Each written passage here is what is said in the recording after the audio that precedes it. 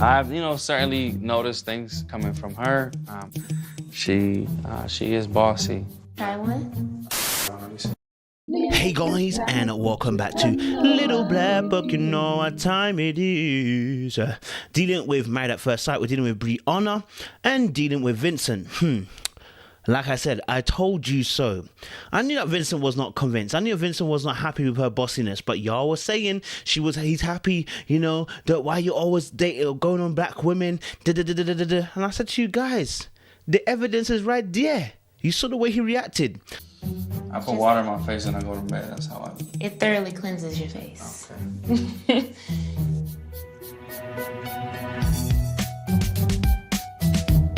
Let's talk about it. Let's get into it. Guys, if you're new to the channel, make sure you like, share, subscribe, click on that bell button for notifications that are up, lows. And for those of you who are returnees, well, you got the minerals. You got the minerals. All right, let's get into the video. So, just dealing with obviously Brianna and Vincent. I actually really like Brianna and Vincent. I really do, and I know that this is not an issue that's going to break the relationship. This is not an issue that can't be fixed. This is not an issue that is going to kill them. This is simply an issue that obviously, if they talk it out, it gets resolved. Okay, might take a little while, but it will resolve itself. It's not a red flag. It's not something that's going to make you say, hey, if you left the relationship. No. This is one of those things where talk it out, discuss it. Let's get deeper into it, and let's really analyze what's happened here, and actually formulate a plan to get from A to B. What I mean by that, Bree has bossiness, and you guys know I've talked about this masculine energy. That masculine energy begins to operate in the command and the I'm gonna just open this one. Wait, you still gotta pick it up. I've, certainly directive, and when you do that to another man, the man feels like you're trying to emasculate him, because in a relationship you do not have a role of employer over his life. He's dating a woman, not dating his boss. And so when you begin to go into the energy of a boss, you begin to emasculate the man that you're dating. This is why a lot of men are not comfortable with this behavior, right? Which is what I said about Vincent earlier on. We know from the last episode, he's not comfortable. We know from the last episode, he's not comfortable. He's not comfortable with her assertiveness, right? Because we saw his reaction at the show. And in this particular episode, we're going to see it again, the reaction. And we're going to see some things that Brianna's going to have to work on to really make sure that she's okay, and vice versa. But, it's interesting because she makes a point at the very end of their particular scenes that, she doesn't like the label bossy because she's not trying to be bossy. That's not her MO. She's not about being bossy. I don't try to be bossy at all. But obviously I am. I'm nice to people. And yet, when she's with the girls, she says quite clearly that, I know I'm a bit bossy, and I saw some unstructuredness in his life. And I was like, girl, you're already trying to build a bear. You're already trying to come into his life and throw a wrecking ball in there and start just trying to fix him up.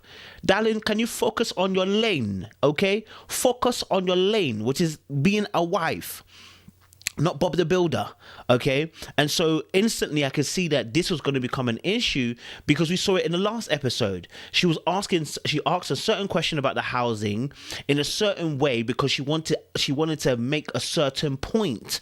And now in this particular episode, she's being called out for it. And being called out for it, she's now playing I'm sensitive, because she is sensitive. You are absolutely right. You are sensitive to a situation, but you need to know that this needs to be said to you so you can get it right, get it tight. You understand, right? Because like he said, he thinks she's great. She thinks he's amazing. Like, the vibe of it is amazing. And she's an engineer, so she's very smart, but she's bossy. So I can see that kind of an issue there, but it's the bossiness. Now, what's interesting is that he volunteered this information to the group. Which means it's on his heart, which means it's something that he wants to talk about. Okay. And so when he tells the group that, he said, listen, hey, look, everything's great, but she's bossy. right? And because also as well, at the back of his mind, I know he's thinking to himself, I'm going to regulate this. I'm going to tell her what I want. I'm going to tell her what it is. I'm going to break it down to her, let her know, listen, it don't work like that with me, right? And so what's interesting is that you know, the point that she made about him being unstructured is actually where there's a problem now, which is that he doesn't mind taking his time, even though it's going to make him late. She doesn't like that, and when she doesn't like something, she tries to fix it. And that's a habit of someone who has been in situations where they've had to be very independent. And, you know, being an engineer, you know, you're always looking for solutions to a problem. That's how you see things. And again, that delves into the masculine energy. The masculine energy is about solving problems, okay? It's interested in getting the end result. The feminine energy is interested in the creativity process that gets to the end result. The masculine energy is concerned with executing, whereas the feminine energy is concerned about the process. Family said I'm bossy, right? And I have seen some places where he's unstructured. Yeah. Like even getting ready to like go our separate ways today. Legit, we have 50. The how do we make it work and the why do we make it work, right? And so we see this being played, like for instance the bathroom scene, right? And maybe it's just me being a bit more being a bit more receptive now to the fact that obviously because about the Bossy comment, just even the way she was saying like, hey, do you floss? When he said obviously I wash my face before bed, and she's like, yeah, use this pad, and it's like, okay, oh, pass the bin please, and it's like even when she's saying please, the tone of it sounds like you're directing me. And you can see that on his face, he was starting to feel it a little bit. I've, certainly noticed things coming from her. She is bossy. Try one. I'll try. It's starting to get a little bit annoying, right? It's the tone. And I said this on a video the other day. I said, look, judgment has a tone. Even though you may not think it, it has a tone. You don't have to say the words "I'm judging you" or have to say something really judgmental. It just has a tone. And so, commanding someone or being assertive, being assertive in a certain way, or being dominating in this particular aspect, has a tone. And it's beginning to sound alarm bells in the relationship, and he's beginning to hear them very loud and very clear. And so he let us know anyway, at least, that he actually had a conversation with her, but when the cameras ended. So when the cameras obviously ended, that's when he had a conversation with her. Yeah, and so even a scene where obviously they were talking about in bed or whatever, and he said obviously she's like, oh, have I annoyed you, right? Have I annoyed you, or you found anything annoying, right? Now this question was leading. It was leading because she wanted to come and say something, and we saw that at the very end when she says, I'm not gonna lie to you, I found something annoyed me, and I was like, okay, this sounds very similar. The pattern of questioning sounds very, very similar. If you remember the last episode, the same thing happened. Have I annoyed you yet? Truthfully.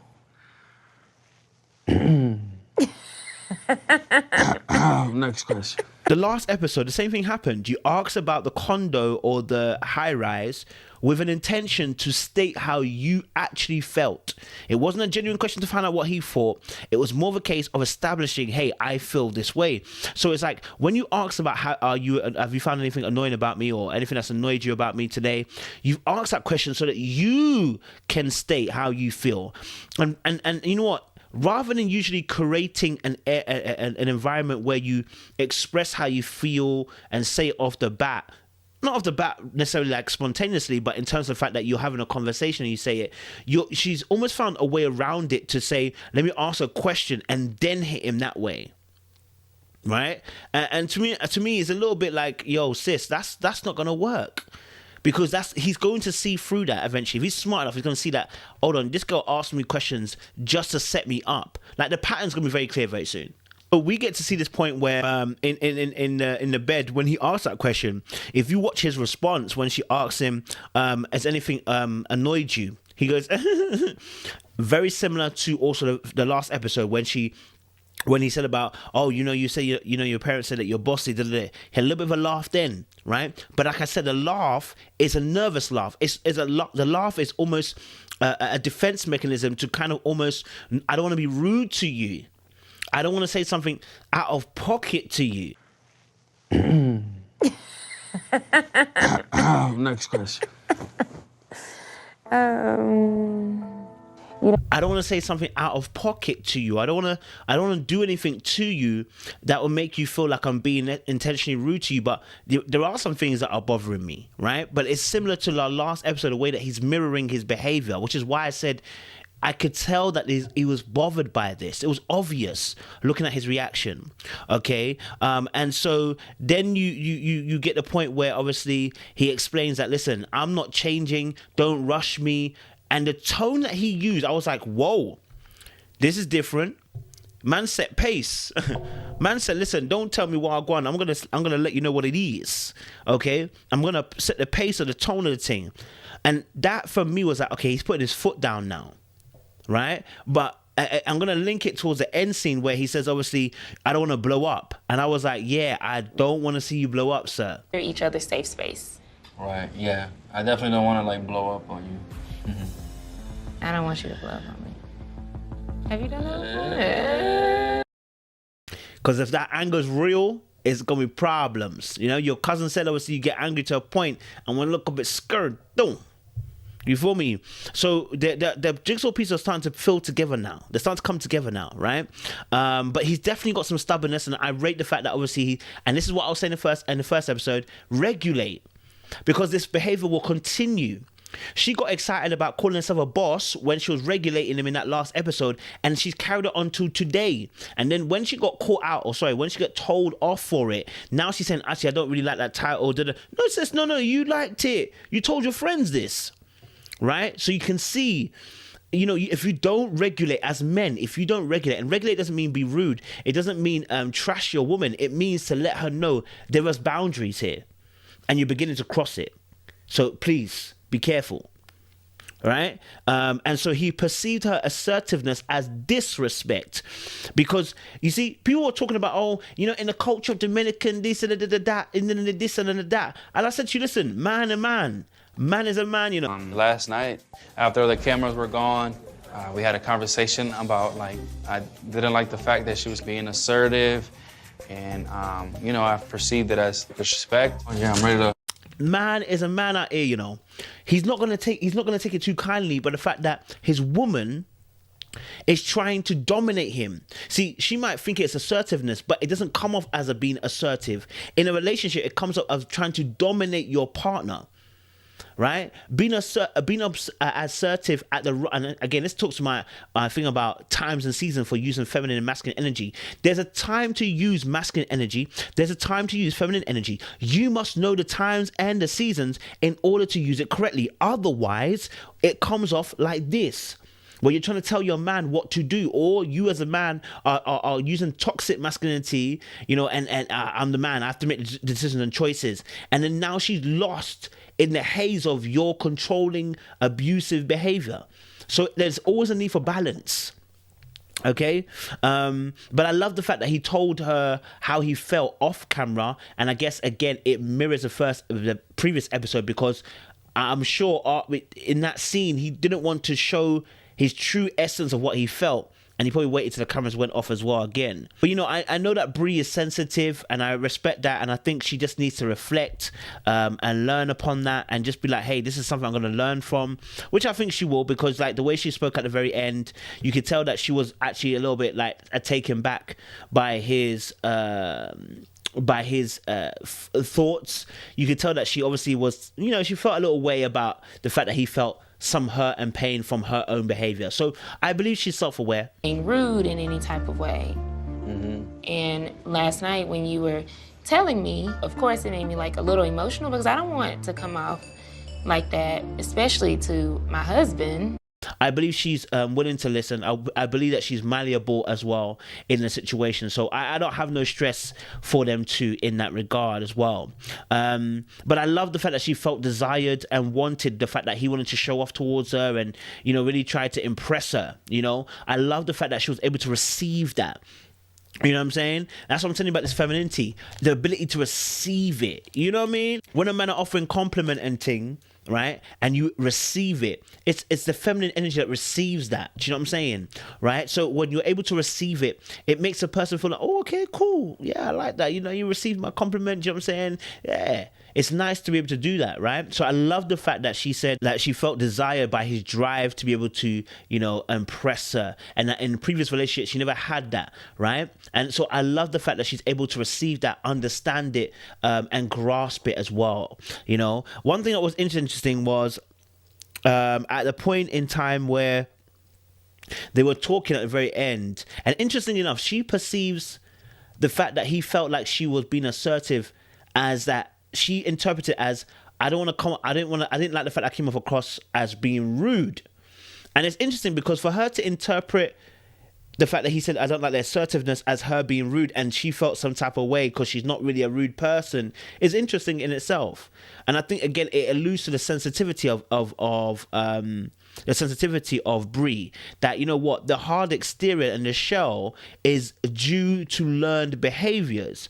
And once, you know, she gets into the running of her own relationship with Vincent, I believe those scales will begin to fall off naturally. I think they'll begin to come off, and she'll be able to be her full feminine self and be her full Brie self in front of him. So yeah, that was interesting as well. And then I think one part that I was like, wow, it was a part where they were talking at the end, and it was a serious conversation, and she just kind of reached over to touch his beard. This is someone I have to live with for the rest of my life. I need to adjust a little bit. Yeah, I don't know if there's any other way I could have made it, so you would have. If you see his face, he's not impressed by it. He doesn't really change his mind, his facial expression, but he's not gassed by her touching him in that tender moment. Because why? Because it's more of a very serious conversation. It's not like a heart to heart. If it was a heart to heart, then the stroking of the beard might come into play and it might make someone feel comfortable. But when it's in a moment of the fact that I've got to tell you some harsh truths and you're here stroking my beard, it can be a distraction. So I liked it. I liked the fact she felt comfortable to do it. I just knew that in that moment it wasn't the right thing to do. Right? He's trying to share how he feels. Not even share how he feels, trying to let you know, listen, this is unacceptable behavior. This is acceptable behavior. And in that moment, it's not a beard stroking moment. So I saw that and I said, I hope that that's something that you can work on as well. Communication, you know, how you like to deal with things in the moment. How do you feel about, you know, how they should be conducted in those moments.